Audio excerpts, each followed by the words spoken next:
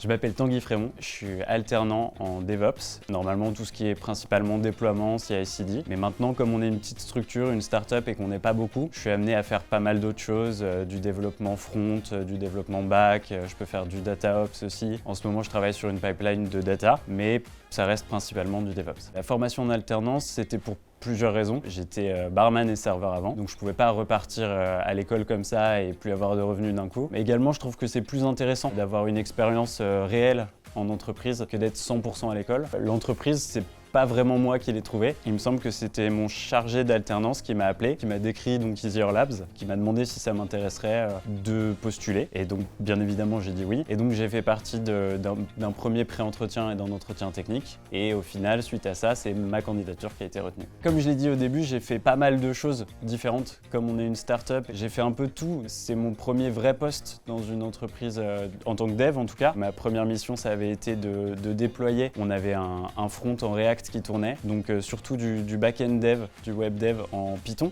avec FastAPI. Après, rapidement, comme on est une startup d'IA, ça a été beaucoup axé autour de la data engineering, data science, et là maintenant je suis en train de mettre en place ce qu'on appelle la modern data stack. Donc ça va être Dagster pour l'orchestration, DBT pour la transformation, data warehouse ou data lake engine, nous on a pris Snowflake, et Airbyte pour l'ingestion. Il y aurait beaucoup de choses à dire là, ça pourrait être tout l'après-midi. Mon conseil pour les gens qui cherchent dans la tech, et peut-être plus les gens qui sont comme moi en reconversion, ce serait vraiment d'essayer au maximum de faire un projet le plus complet possible, de le mener vraiment à bout, parce que pour tout ce qui est recruteur, dans un portfolio, c'est vraiment bien de pouvoir montrer qu'on est capable de mener au moins ne serait-ce qu'un petit projet comme ça à bien.